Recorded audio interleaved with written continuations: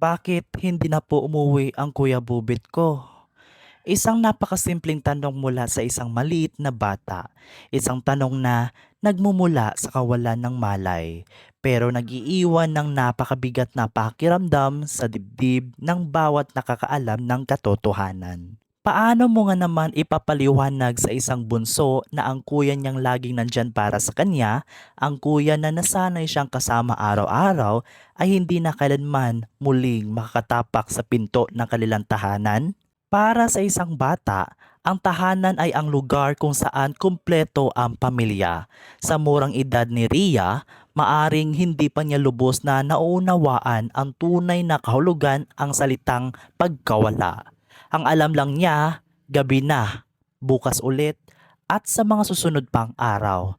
Naghihintay pa rin siya sa pagbabalik ni Rini, Bobet Butterbone niya. Sa tuwing mag-iingay ang pinto, baka umaasa siyang ang kuya na niya iyon. Pero bawat paglipas ng oras, ang pag-asa ay napapalitan ng tanong na walang makakasagot ng hindi lumuluha.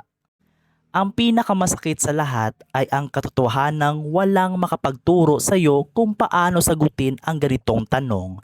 Paano mo sasabihin sa isang bata na ang tao na nagbibigay sa kanya ng saya at proteksyon ay alaala na lamang? Ang bawat laruan, ang bawat sulok ng bahay at ang bawat kwarto ay puno ng bakas ng pagmamahal ni Kuya Bubet. Pero sa kabila ng lahat ng bakas na iyon, may isang malaking espasyong naiwan na hindi na kailanman mapupunan ng kahit sino. Habang lumalaki ang batang ito, unti-unti niyang maunawaan ang lahat. Malalaman din niya ang buong kwento at ang totoong dahilan kung bakit hindi na umuwi ang kanyang kuya. Mauunawaan niya na ang hindi pag-uwi sa kanyang kuya ay hindi dahil ginusto nito, kundi dahil may mga bagay sa mundong ito na hindi natin hawak at masakit na kailangang tanggapin. Pero higit sa sakit ng pagkawala at higit sa pangungulilang hati ng kanyang paglisan, ang pinakamahalaga ay ang pamanang pagmamahal. Sana sa paglaki ng batang ito, kapag binabalikan niya ang mga lumang larawan at mga kwento ng pamilya, hindi lang ang pait ng pagkawala ang kanyang mararamdaman. Sana, higit sa lahat, makilala at maramdaman niya sa bawat kwento at alaala kung gaano siya kadakila at gaano siya kasobra na minahal ng kanyang Kuya Bubet.